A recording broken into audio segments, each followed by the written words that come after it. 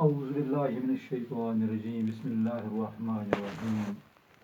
عزیز طلباء اور طالبات، السلام علیکم ورحمۃ اللہ وبرکاتہ. کل ہم نے خط کتابت کے بارے میں کچھ جانکاری حاصل کی، یعنی خط کتابت کیسے کی جاتی ہے، خط کی جمع خطوط، ان خطوط کی کتنی قسمیں ہیں. تو ہم نے سمجھا کہ خطوط کی 3 قسمیں ہیں، یعنی نجی، کاروباری اور دفتری. اور یہ بھی ہم نے سیکھا کہ خط کیسے لکھا جاتا ہے. اگر ہم کسی کو خط لکھیں تو کیسے لکھیں، یعنی اس میں پہلے پیشانی ہوتی ہے، اس میں جگہ کا نام اور تاریخ لکھا جاتا ہے. اسی طرح سے پھر دوسرا جو اس کا حصہ ہے اس میں القاب لکھے جاتے ہیں، مثلا کسی کو محترم یا حضور، کسی کو جناب، یا کسی کو پیارے، یا کسی کو جانمن. اس کے بعد تیسرا حصہ جو ہم نے آپ کو بتایا وہ مضمون خط ہے. مضمون خط میں جیسا کہ ہم نے دیکھا کہ ان میں اپنے خیالات کا اظہار کیا جاتا ہے، اپنے مقاصد کا اظہار کیا جاتا ہے. جو ہمیں کہنا ہوتا ہے ہم مضمون خط میں کہتے ہیں. تو آخر پر اس کا جو چوتھا حصہ ہوتا ہے وہ خاتمہ ہے، یعنی بھیجنے والے کا نام یہاں پر لکھا جاتا ہے اور اس کا پتہ وغیرہ. تو یہ تھا کل کے سبق کے بارے میں کچھ جانکاری، یعنی یہ ہم نے پھر دہرایا کہ ہم خط کیسے لکھیں یا خطوط کی کتنی قسمیں ہیں. تو آج ہم انشاءاللہ الرحمن آپ کو سکھائیں گے کہ ہم کس طرح سے خط لکھیں گے. تو یہاں پر جو آپ کو دکھائی دیتا ہے کہ ہم نے وائٹ بورڈ پر بھی لکھا ہے کہ والد صاحب یعنی اپنے باپ کو کے نام ایک خط کے نام خط جس میں فیس، وردی اور کتابوں کے لیے رقم بھجوانے کی اصطلاح ہو. یہ ایسا خط ہے جو ہم اپنے والد صاحب یعنی باپ کے نام لکھتے ہیں، جس میں ہم اس سے استدعا کرتے ہیں کہ کچھ رقم بھیجیے تاکہ میں اپنا فیس جو ہے، اسکولی فیس، یا جو وردی بنوانی ہے، یا جو کتابیں خریدنی ہیں ان کے لیے کچھ رقم مجھے درکار ہے. تو آپ وہ رقم بھجوائے تو یہ آپ کی مہربانی ہوگی. تو سب سے پہلے جیسا کہ ہم نے کل دیکھا کہ پہلے جو پیشانی ہوتی ہے، پیشانی میں ہم کیا لکھتے ہیں، ہم لکھتے ہیں جگہ کا نام. یعنی ہم نے یہاں پر لکھا ہے کپوارہ، آپ کپوارہ کے بدلے اور بھی کسی جگہ کا نام لکھ سکتے ہیں. تو جگہ کے نیچے پھر دوسرے سطر میں کیا کرتے ہیں ہم یہاں پر تاریخ لکھتے ہیں، یعنی مورخہ 12 جون 2019. یہاں پر ہم نے 12 جون 2019 لکھا ہے، تو آپ اس کو بدل بھی سکتے ہیں اور کچھ تاریخ یہاں پر آپ لکھ سکتے ہیں. تو اس کے بعد جو ہم نے آپ کو بتایا تھا، اس کے بعد پھر القاب ہوتا ہے. تو ہم اپنے ابا جان کو، اپنے والد صاحب کو خط بھیجتے ہیں تو ہم یہاں پر لکھیں گے پیارے ابا جان، پھر ہم سلام بھی کہیں گے، السلام علیکم. تو یہ القاب کی جگہ ہے.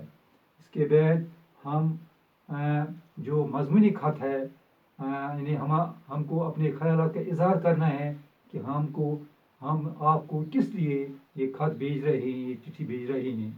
تو یہاں پر ہم لکھیں گے کہ احوال یہ ہے کہ میں 9ویں جماعت میں داخل ہونے والا ہوں. یعنی ہم لکھیں گے کہ میں نے 8ویں جماعت کا امتحان تو پاس کیا ہے، اب مجھے 9th میں ایڈمیشن لینا ہے، مجھے 9th میں داخل ہونا ہے.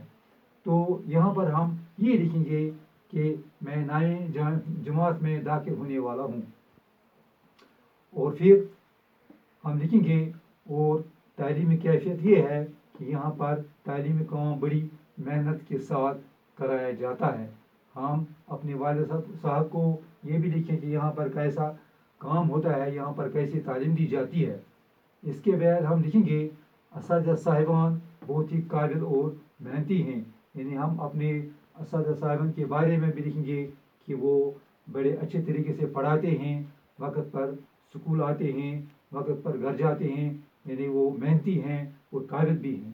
اس کے بعد ہم لکھیں گے کہ اپنا فرض خوش اسلوبی سے نبھاتے ہیں، یعنی ہمارے جو اساتذہ صاحبان ہیں تو وہ اپنا فرض جو ان کو کام دیا گیا ہے وہ اچھے طریقے سے نبھاتے ہیں۔ اس کے بعد ہم اس خط میں لکھیں گے کہ اب مجھے نئی جماعت کے لیے فیس، وردی اور کتابوں کے لیے کچھ پیسے درکار ہیں۔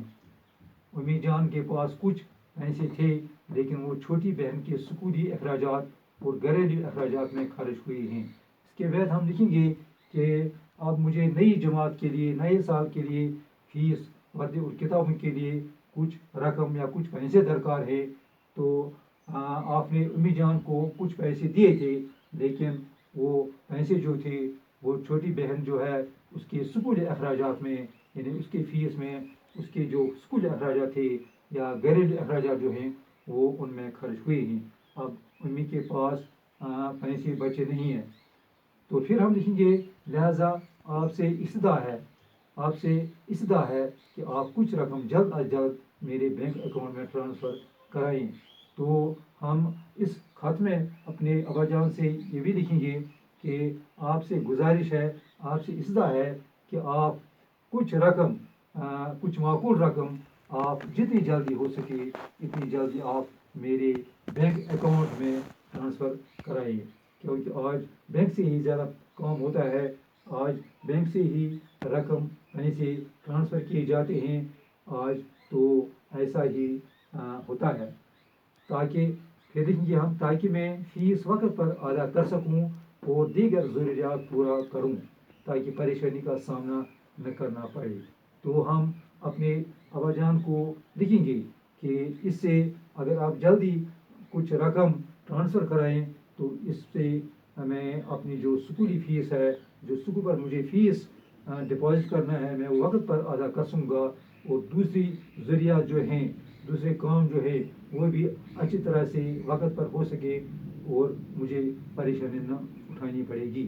اس کے بعد ہم لاسٹ پر لکھیں گے باقی تمام گھر والوں کی طرف سے سلام قبول فرمائے، یعنی ہمارے گھر والے جو ہیں، جو گھر میں بیٹھے ہیں، جو فیملی ممبرس ہیں، ان کی طرف سے آپ کو سلام ہے، تو آپ یہ سلام، یہ سلامتی کی دعا آپ قبول فرمائیں۔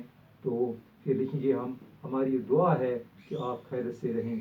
پھر ہم خدا سے دعا کرتے ہیں کہ ابا جان آپ کی صحت جو ہے وہ ٹھیک رہے، آپ اچھی طرح سے صحیح سلامت رہیں، آپ خیرت سے رہیں۔ تو اس کے بعد خاتمہ آتا ہے۔ خاتمہ میں ہم کیا لکھتے ہیں؟ خاتمہ میں ہم لکھتے ہیں پھر کہ وسلام آپ کا تابع دار بیٹا تنویر احمد۔ پھر ہم اس خاتمے میں یعنی جو خط بھیجتا ہے اس کا نام ہم لکھتے ہیں اور سلام بھی بھیجتے ہیں۔ تو یہاں پر ہم نے لکھا ہے آپ کا تابع دار بیٹا یعنی تنویر احمد۔ یہ خط جو ہے یہ تنویر احمد بھیجتا ہے اپنے باپ کو، اپنے والد صاحب کو پیسے بھجوانے کے لیے۔ تو پیارے بچوں، یہ تھا ایک خط جو بہت ہی امپورٹنٹ ہے، بہت ہی ضروری ہے۔ یہ آپ اچھی طرح سے دیکھیں گے اور آپ نے سنا بھی کہ یہ خط کیسے لکھا جاتا ہے اور اس میں کیا کیا باتیں لکھی جاتی ہیں۔